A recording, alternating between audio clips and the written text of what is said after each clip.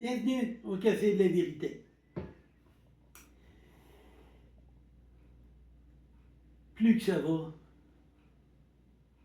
plus que les moments sont graves. Aujourd'hui,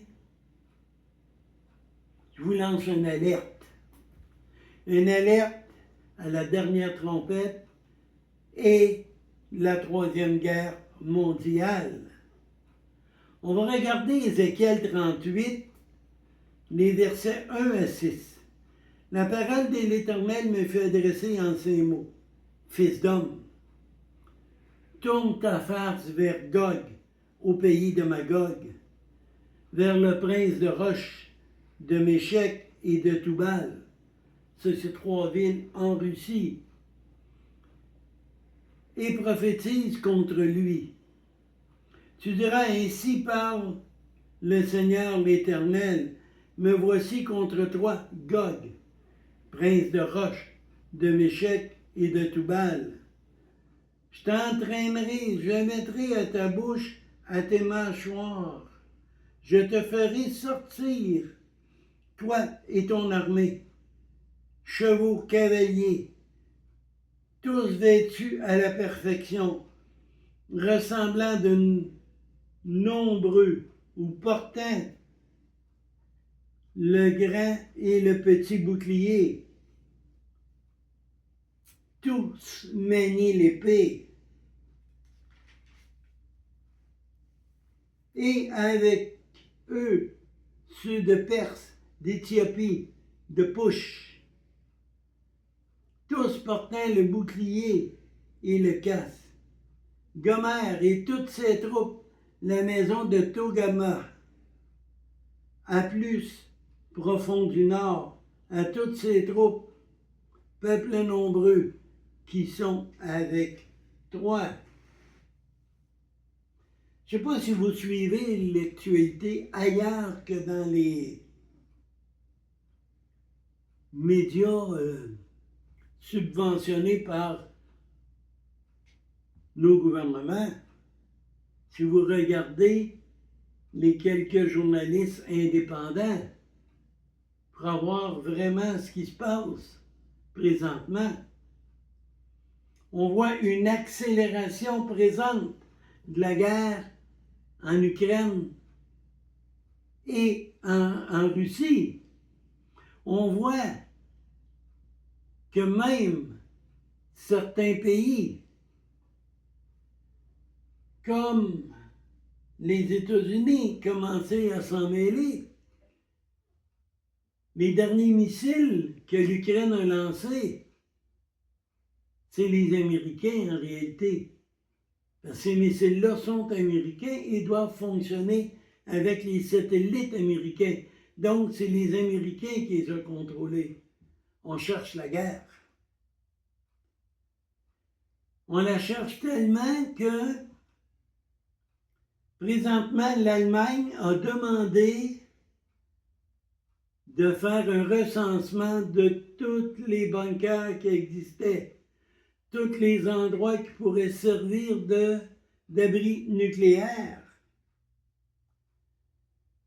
Il y a certains pays qui ont envoyé des feuilles à toute la population pour leur dire quoi faire sur une attaque et comment se préserver, les précautions à prendre, la nourriture à s'accumuler et tout. C'est pas pour rien quelque chose qui se passe.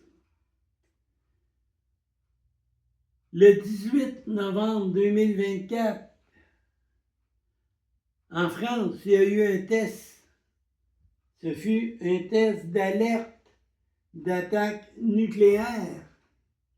Les gens recevaient une notice sur leur téléphone. Une chance qu'ils ont avisé que c'était juste une pratique. Imaginez la panique qu'il y aurait eu là. Plusieurs disent qu'il faut rentrer en guerre, la Troisième Guerre mondiale, pour que l'Antéchrist puisse venir. Les Juifs disent ça. Les musulmans en parlent aussi. Parce qu'eux aussi, ils ont le Messie. Ils ne s'appellent pas le Messie, mais le Mahdi. Eux aussi, ils l'attendent, puis ils ont besoin d'une guerre. Et l'État profond qui présentement, jusqu'au 20 janvier, est au contrôle des États-Unis, veulent déclarer la guerre avant la venue de Trump. C'est pour ça que Biden, pour ça que Macron, et c'est pour ça que l'Allemagne ont donné la permission à l'Ukraine de se servir de ses armes. On voit aussi en Israël et l'Iran, la tension monte. Un attaque, après ça l'autre réplique, un attaque, l'autre réplique. Daniel 8 nous parle du bouc et d'un bélier. Les États-Unis et l'Iran, ça va déclencher.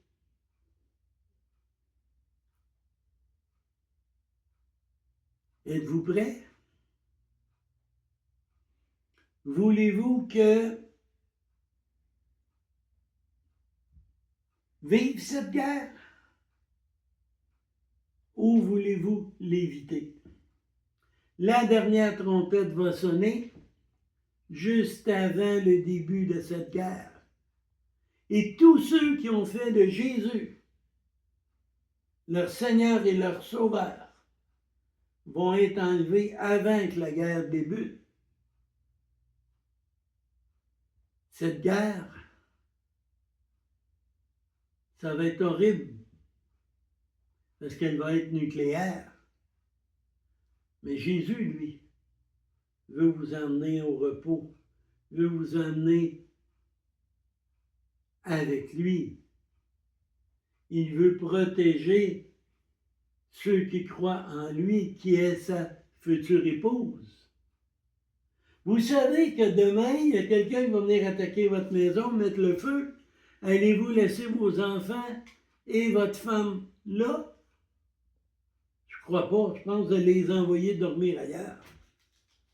C'est ce qui va se passer. Avant la guerre, Jésus va venir chercher son épouse.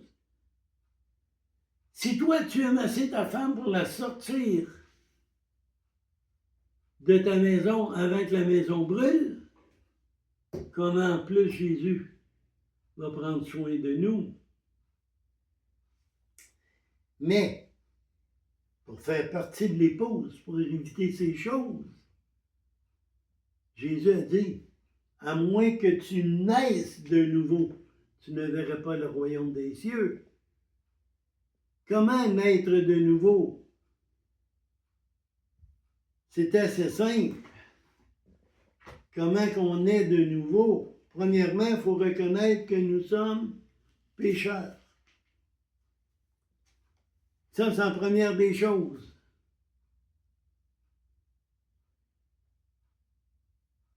Deuxièmement, il faut demander pardon à Dieu. Parce que tous sont péchés, ils sont privés de la gloire. Et reconnaître qu'il n'y a aucune religion qui peut te sauver. Juste Jésus est le sauveur. Juste Jésus est le chemin. Apocalypse 3,16 nous dit aussi, « Ainsi, parce que tu es tiède, je vais te vomir de ma bouche. » Tu ne peux pas jouer un pied, dire que tu es chrétien, et dans l'autre, être dans l'abomination. La plus belle exemple, combien d'églises se disent chrétiennes, mais dans le fond, ils ont rajouté, tu dois gagner ton ciel. Hein? L'Église catholique qui est pleine d'idolâtrie. Si vous avez une crèche de Noël, débarrassez-vous de ça. Les bonhommes dedans, c'est de l'idolâtrie. Allez voir Exode 20, le verset 4. Tu ne te feras point d'image taillée quelconque. Et à bien des endroits, débarrasse-toi de ça avant qu'il soit trop tard. Marche avec Dieu. Et marcher avec Dieu, c'est aussi respecter sa parole. Oh, Il sait très bien qu'on ne peut pas être parfait. Il sait très bien qu'on va pécher. Mais il faut faire le maximum pour rester dans la droiture. Quand il dit « les tièdes les vomiraient », Jésus n'a pas dit « allez, faites des religieux, allez, faites des religions ». Il a dit « allez et faites des disciples ». Un disciple essaie de vivre comme son maître, ressembler le plus possible à son maître. Posez-vous cette question. Est-ce que vous ressemblez à Jésus présentement? Avec votre crèche de Noël? Hein? Ou avec votre maîtresse? Non. Non. Il y a un chant qui dit « Te ressembler, Jésus, c'est mon espoir suprême. » Mais il faut faire des efforts pour ça. Il faut mettre Jésus dans notre vie à la première place.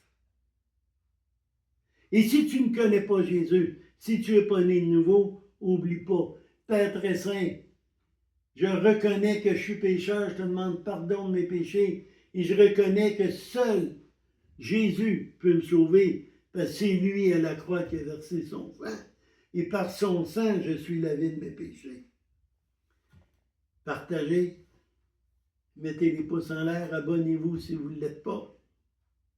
Mais n'oubliez pas, la repentance est devenue urgente. Les chances qu'on ne voit pas 2025 sont très élevées et les chances qu'on ne verrait pas 2026 sont nulles à 99,99%.